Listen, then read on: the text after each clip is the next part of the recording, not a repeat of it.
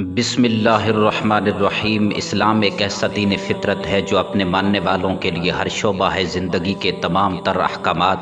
تشریحات اور تقریبات کے تمام مواضع و مواقع اور اصول و ضوابط متعین کرنے کے ساتھ ساتھ انہیں ہر معاملے میں اعتدال، ایثار، سادگی، صلہ رحمی، میانہ روی، عزت و احترام، محبت و الفت اور یگانگت کا درس دیتا ہے۔ اسلام کی قیادت نے عملی طور پر زندگی کے شب و روز سے وابستہ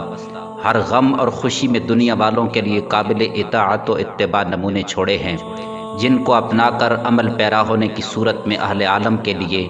آخرت کے ساتھ ساتھ دنیا کی چند روزہ فانی زندگی بھی پربہار اور پرسکون ہو سکتی ہے۔ جوں جوں قرب قیامت کی نشانیاں ظہور پذیر ہو رہی ہیں، توں امت کے اکثر افراد میں نمود و نمائش، حرص و حوث، لالچ و طمع، خود غرضی اور خود نمائی کے جذبات کے ساتھ ساتھ یہود و ہنود کی مشابہت اور دیگر غیر ضروری اور غیر اسلامی روایات و اقدار کی تقلید و ترویج کا جذبہ نمایاں ہوتا جا رہا ہے۔ جہاں طرز بود و باش، اصول معاش، معاشرتی اقدار اور اخلاق و کردار میں مغرب زدہ اقوام کی بلائنڈ فالوئنگ کا زور و شور ہے، وہیں دو وقت کی روٹی اور چھت کو ترستے مفلس و نادار انسان بھی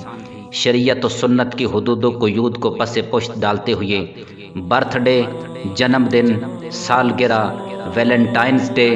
یا میرج اینیورسری کے نام پر فضول خرچی، خود نمائی اور بعض مواقع پر بے راہ روی، بے پردگی اور بے حیائی کے پرفریب جنگل میں اس حد تک مقید و مسخر ہو چکے ہیں کہ من تشبہ بقوم فہو منہم کی دل دہلا دینے والی وعید و وبال کے خوف سے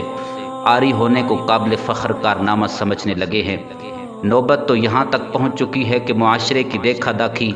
اب ایسے والدین اور شادی شدہ جوڑوں کے لیے بھی برتھ ڈے اور اینیورسری کے کیک،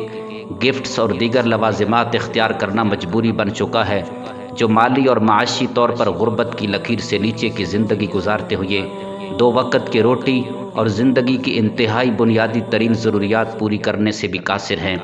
بحیثیت مسلمان ہماری تو یہ سوچ ہونی چاہیے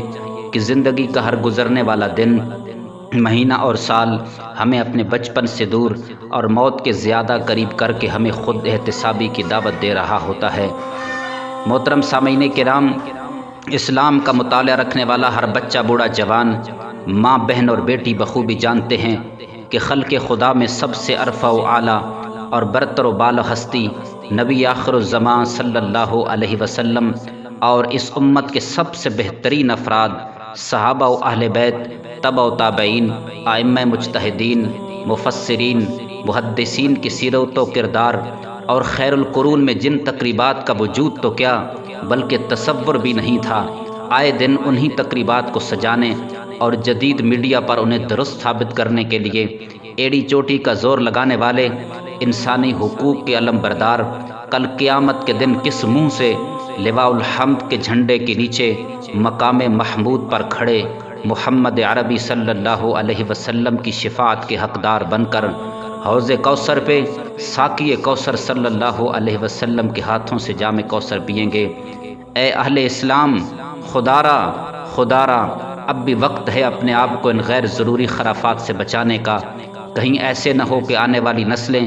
ان تقریبات کو نماز، روزہ اور حج زکوٰۃ کی طرح فرض ہی نہ سمجھ لیں۔